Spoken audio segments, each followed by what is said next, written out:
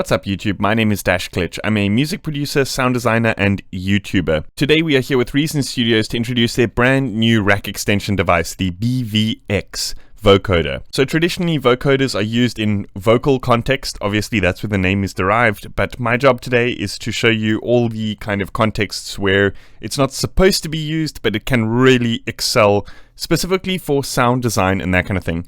So before we dive into the video, I want to show you a couple of quick examples. So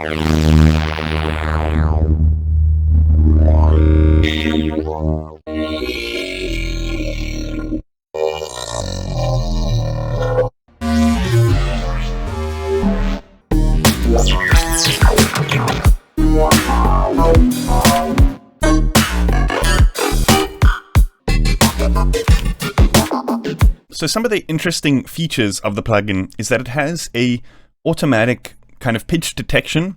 So how that works is, like, say for example in a vocal context, when you sing to the different keys, it kind of auto-tunes the vocals, then generates a pitch from that to kind of tune the synth that vocodes the sound effect. So this is particularly interesting for kind of more vocal stuff. However, in the context that we'll be using it, it kind of starts to get a little bit warbly when using the autoplay mode.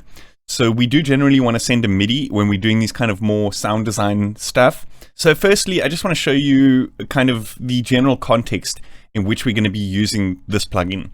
So like traditionally, you'd send like a vocal source through, and what happens is it's almost like the texture or the kind of amplitude movement of the vocals is applied in several frequency bands to the sound of the synthesizer. So it's almost like you're generating the pitch with the synth and you're generating the texture and the movement with the vocal source. So we can break that down into kind of molecular levels and think, okay, we have one thing that generates the tone and another thing that generates the texture. And we can use this to create interesting synthy sound effects and atmospheres and just any type of synth kind of source sound that we could take anyway. You know, we could then load it up as a wavetable into another synth or, you know, anything like that. I just find these types of things, you know, thinking out of the box a little bit is really interesting for sound design because it kind of pushes you to find things that you may not have found by just experimenting a little bit. And this is also interesting for creating, you know, more modern neuro-based sound effects, because a lot of that kind of neuro-based sound is about the texture and the movement. And the kind of easiest way to be able to impart that kind of movement and texture onto a sound, in my opinion, is a vocoder. First and foremost, I just want to show you the kind of theoretical approach. This might not sound very musical, but I think it might be interesting for some of you more sound design orientated people. I've got a little quick project that I've kind of just slapped together here. First and foremost, let's look at what's happening with this particular source sound. I've got an instance of Europa loaded into my project. This is just the starting sound. So I want to show you a quick kind of explanation of what happens when we turn this vocoder on, still using the kind of autoplay and auto scale.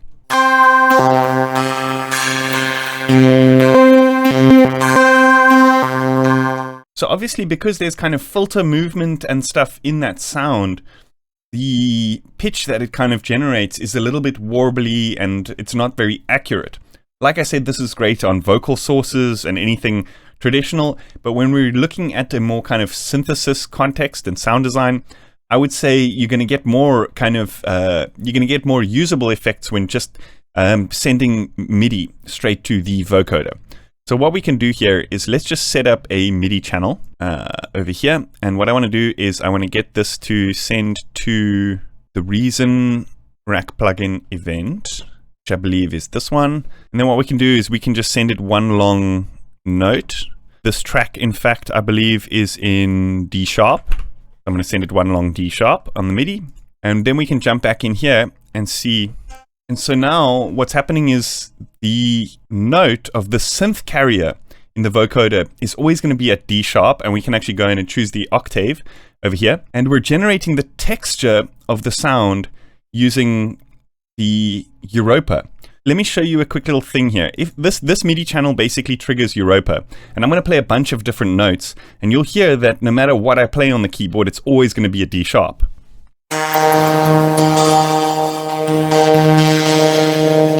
And when you play those low notes, it kind of like turns the oscillators into these like warbly sounds. And this is particularly interesting for creating like otherworldly sound effects, you know, stuff that you wouldn't have usually just come across, you know, in our usual day-to-day sound design tasks using subtractive synthesis. You get some really interesting results this way. So what I like to do is to create, I'm just going to jump in here and I'm going to bypass the vocoder for now. And what we're going to do is we're going to initialize Europa by right-clicking over here, and we can say reset device. So now this is going to be just a basic patch. And what I want to do is I want to create a sound which isn't very sonic. You know, it's not very musical, but we want to look at creating a cool texture, like something that's like maybe an FM sound or something like that. But we're not focusing on the musicality of the sound. Let's just focus on like the texture.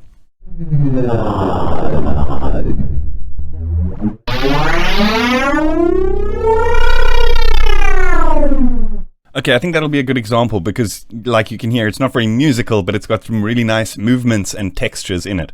So what I want to do here quickly is let's just draw in a long note over here. What we can do is we can actually choose several octaves to perhaps give us like different textures.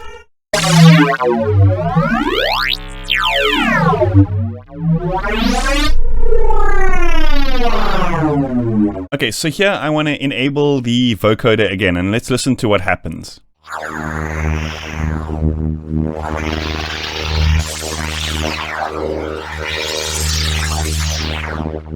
Do you see how now it's kind of turned into more of a static sound where it's taken the movement and the texture from the source sound, and now we're applying the synth characteristics of the vocoder onto that sound. So now we can change the pitch and all sorts of things. There's a couple of things that I just want to make note of, how to kind of fine tune this to get the best sound, in my opinion. I generally turn this auto noise off all the way down to 0, and then turn the oscillator mix down to 0, just so that there's no noise mixed on top. I'm sure you guys heard that. There was a little bit of hiss, just because, you know, when you start to process it, that hiss becomes a little bit, it's kind of too much. But anyway, some interesting things about this vocoder is that it's got a modern and a vintage setting. So the vintage setting is like your traditional vocoders where you can kind of choose the amount of bands, kind of gives it more of a, like a kind of digital lo-fi effect. But the modern is pretty interesting because you've got this kind of wave shaper thing built in here. So this has various different types of like transfer curves. So you can actually choose like different types of, like this is kind of almost like an FM type of wave shape. So you can kind of shape the tone of the vocoder, not just the synth and the vocal effect. You can kind of shape the sound that it creates when mixing them together, if that makes sense. And then you've also got a formant control. I guess this kind of changes the frequency of those bands that it splits into. And then a spectral spread, which kind of adds panning. It kind of like differentiates the two channels left and right. That gives you a lot more stereo control. So this is really nice, this kind of spectral spread. And yeah, we're just going to play around a little bit here with this formant and maybe add some of this, these different modes here.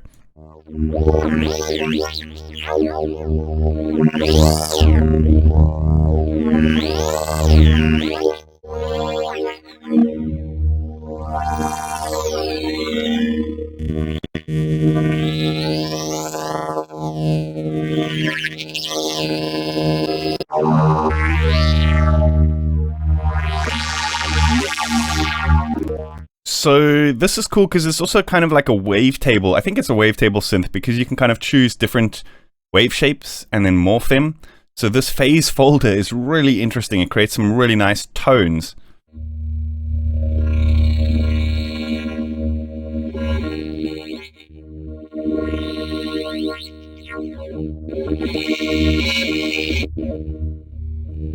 So what I want to do here actually is let's go to the MIDI channel which is triggering the effect. So this is not the one that's actually sending the MIDI to Europa. And what we can do is let's just tune this down a little bit. We can actually, just to give us more range, we can go down 2 octaves and then we can set the actual octave in the plugin.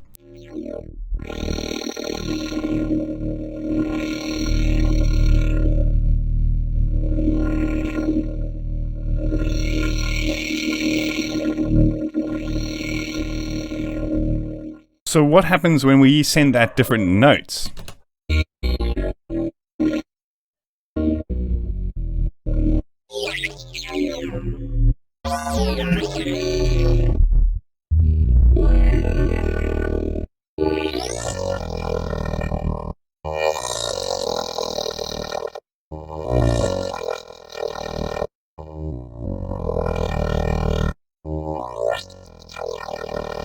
So here in the vocoder, we've actually got various settings here like mono, legato, poly, etc. So we can set it to some glide if there are some overlapping notes and that kind of thing.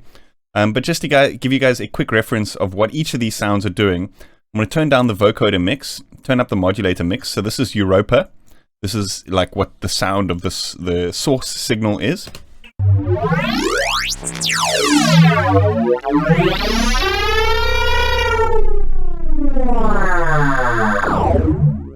And then this is the sound of the actual synth inside the vocoder plugin.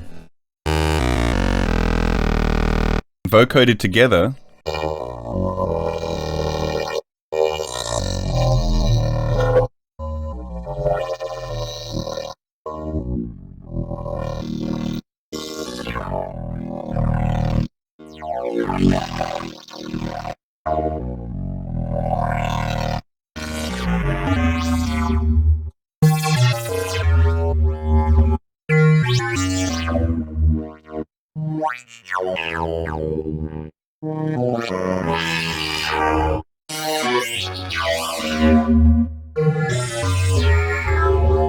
the cool thing about this mix section is now we can actually mix in, like, for example, a little bit of the original or the synth sound just to give it a bit more stability, as well as that kind of textureful vocoder effect. So we can kind of mix those together to kind of create this really nice, almost neuro-y kind of mid-bass effect.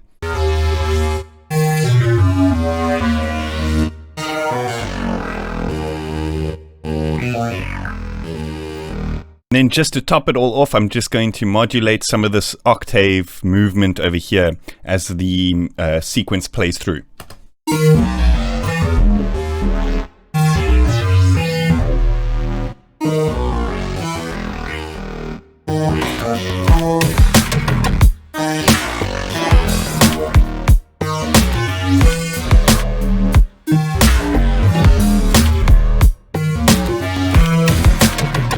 So with this kind of thing, what I like to do is I like to EQ a lot of the bottom end out just to give ourselves space for a nice sub layer to kind of sit under there, and for the space for the like low end of the kick and snare to punch through nicely.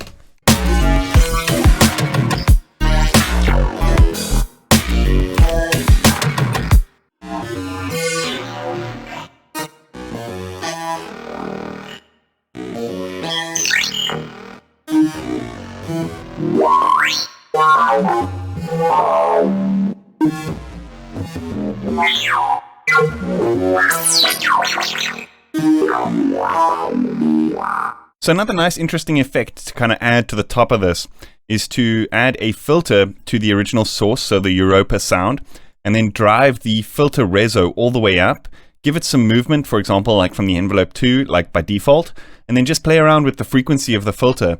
And because we're now changing that amount of tone that's going through to the vocoder, it's kind of giving us these variations and stuff like that. And because we've driven the filter reso all the way up, it kind of adds this extra little oscillator, which the frequency of that oscillator is dependent on the filter. So it kind of just adds extra movement that's kind of unexpected and maybe not specifically to the pitch.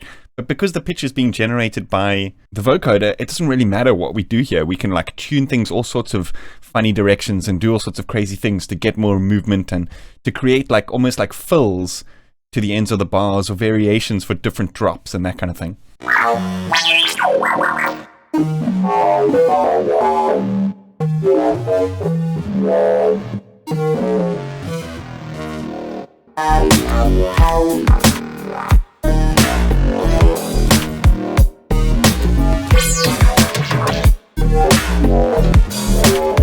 Okay, so you're probably asking, why did I set it up like this as an effect and a separate synthesizer? And the reason I did that is because we can potentially use anything as a source sound.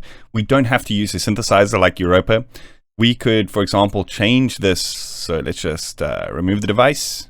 You know, anything like samplers, drum synthesizers, or anything to kind of generate the tones.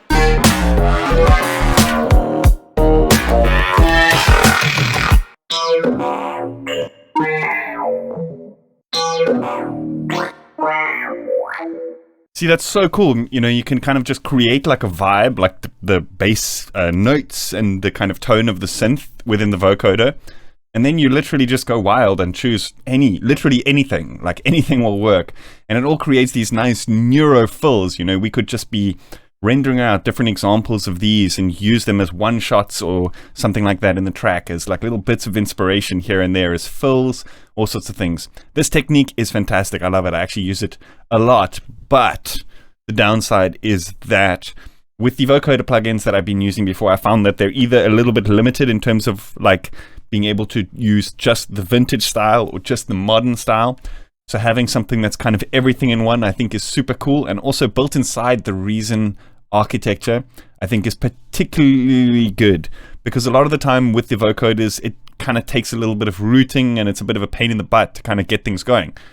So to kind of be able to have an entire thing within a single combinator, I think is very cool. And you can create all sorts of interesting things that way, you know. I'm just going to go a little bit further and let's say, for example, open up Dr. Rex, delete device, and let's see what this kind of stuff does to drum stuff.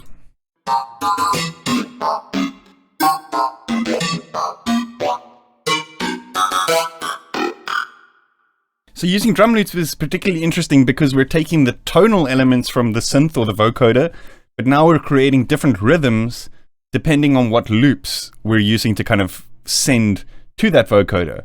So notice how we've taken something that was, you know, a particular kind of rhythm in the melody, and we've added different hits to that rhythm because the kind of movement and the amplitude or the articulation of the sound is created by the source signal.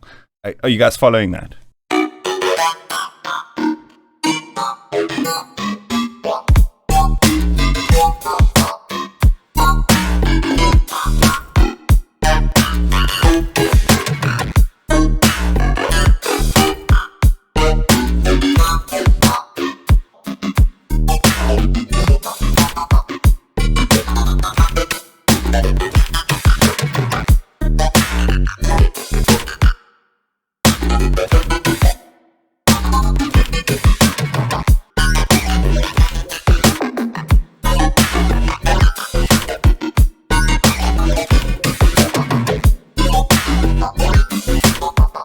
And then this sound here I basically made with exactly the same technique. It's literally a random sound in Europa. So here I've got everything kind of in the same Reason Rack plugin. So like I said, this makes this really interesting for creating these kind of combined patches where everything is in one. So let me show you exactly what's going on here with the sound. This Europa patch is just like noisy and just modulation and random filter movements.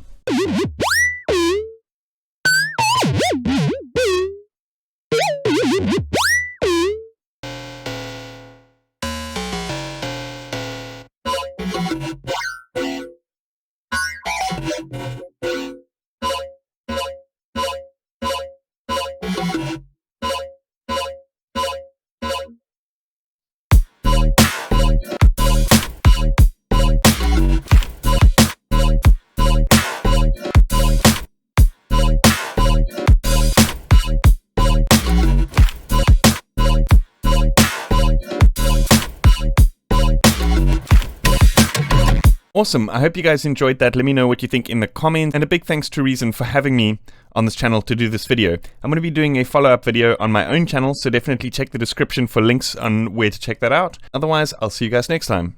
Cheers.